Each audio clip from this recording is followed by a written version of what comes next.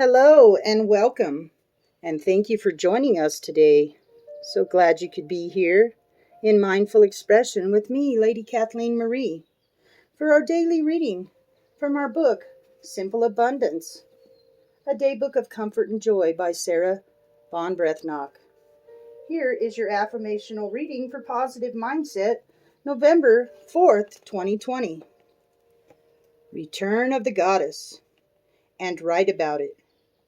Goddess, and about it. Alexander Pope. She's back!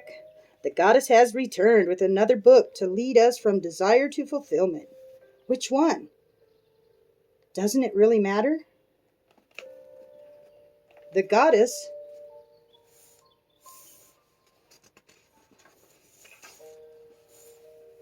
of gracious living, entertaining, decorating, fitness, fashion, beauty, and relationships regularly appears this time of year, keeping in motion the cycle of worship and words. It used to be that goddesses performed miracles. Now they write books telling us how to perform our own. 4 o'clock on a cold November afternoon, and it's already dark.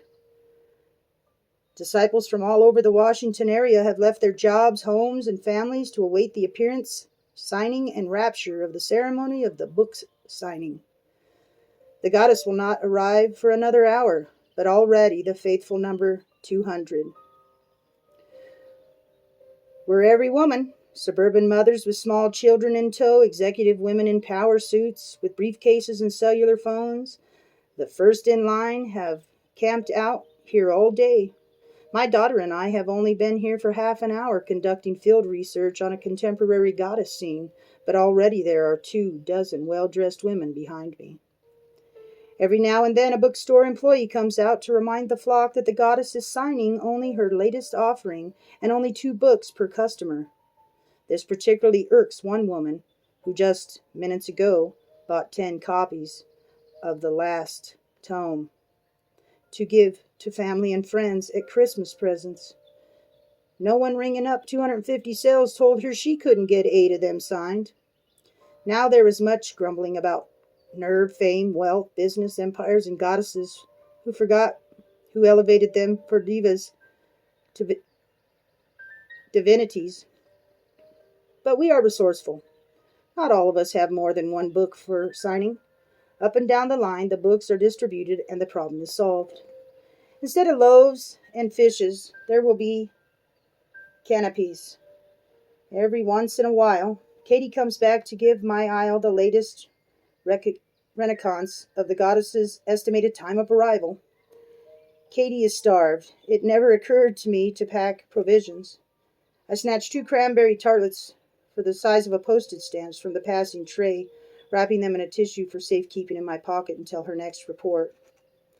After another hour, fearing that I won't get to the front before the great one must leave, I sneak behind the barricades up to the front, and I haven't waited this long not to get at least a glimpse of the goddess in the flesh. But I get much more than I imagined, for behind her is an altar. Gorgeous French country table of washed pine covered in checked homespun. Upon it are mountains of fruits, vegetables, loaves of bread, copper cooking utensils, and candles. In front of the altar she sits, in a tapestry chair, behind a cherry Queen Anne desk, bearing an arrangement of exquisite flowers that are only in season in desired floral shops. Nearby tokens of devotion from the disciples have created a shrine, individual bouquets of flowers, and a large pile of presents, many of them wrapped on homemade wrapping paper, variations of a theme.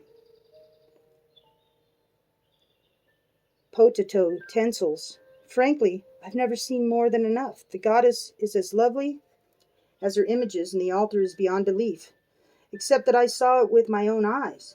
It gives me the shivers. I want to leave, but Katie is horrified at the thought of going without getting our book signed. We stay. By now, it's much too late to cook dinner, so we stop off for burgers and fries. A few minutes later, I'm fishing for my house keys and pulled out the crushed tissue containing the cranberry tartlets. The house is dark, cold, and forlorn. No fire, no candlelights, no animation, no inviting aromas to welcome us. A home is no home unless it contains food and fire for the mind as well as for the body. Margaret Fuller wrote, in Women in the 19th Century in 1845. The crust is delicious, but the cranberry tartlet is not as filling as I imagined it would be. And that is a story for thought of positive mindfulness and mindset. That is your November 4th affirmational daily reading in mindful expression with me, Lady Kathleen Marie, and I'm so glad you were here. I hope you enjoyed it. Food for thought. Take care of you. Take care of me. God bless. And I'll see you tomorrow.